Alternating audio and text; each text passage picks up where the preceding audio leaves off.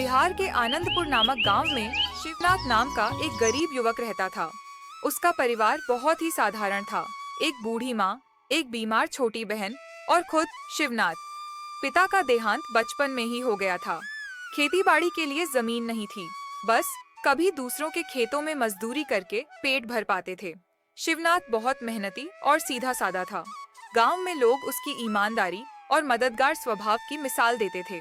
लेकिन गरीबी और परेशानियां उसके परिवार की जिंदगी का हिस्सा बन चुकी थीं। एक दिन शिवनाथ गांव के ही एक बड़े साहूकार रघुवंशी सेठ के खेतों में काम कर रहा था। काम करते करते उसने देखा कि सेठ बहुत ही परेशान और चिंतित है। वह अक्सर अपने बड़े बरगद के पेड़ के नीचे बैठकर सोचता ही रहता। शिवनाथ ने साहस जुटाकर पूछा, क्या हुआ सेठ जी? आप बहुत उदास लग रहे हैं। कोई परेशानी है क्या?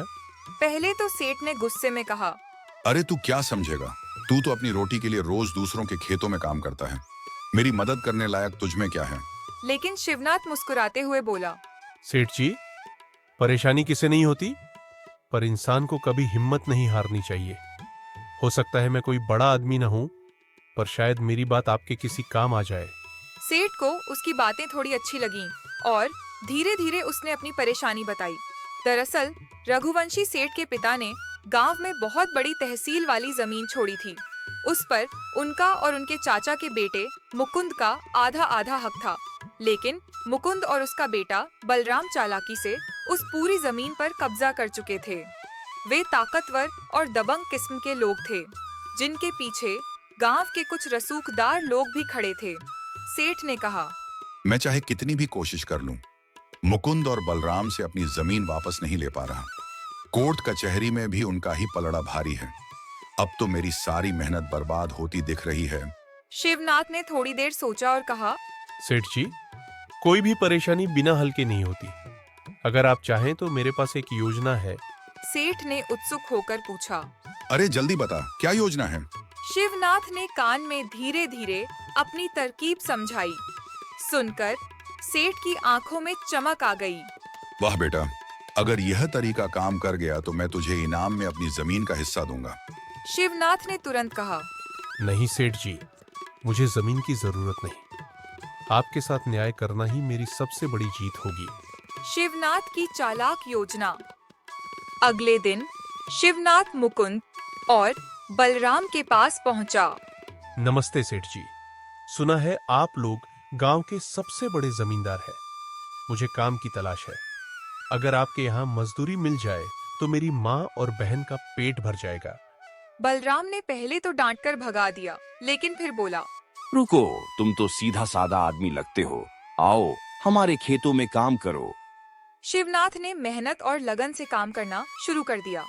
उसकी मेहनत देखकर मुकुंद और बलराम बहुत खुश हुए। कुछ ही दिनों में शिवनाथ ने उनकी पूरी मेहनत जीत ली।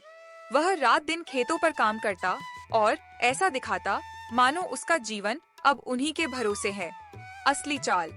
एक दिन शिवनाथ ने खेतों में हल चलाते चलाते एक पुराना घड़ा निकाला। उसने तुरंत लोगों को इकट्ठा किया और कहा, सेठ जी, देखिए आपकी जमीन में तो कोई पुराना खजाना दबा हुआ था।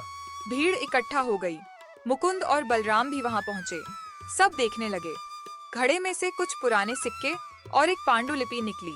उस पांडुलिपि में साफ लिखा था कि यह जमीन रघुवंशी सेठ के पिता की है और मुकुंद व बलराम ने जबरदस्ती कब्जा किया है।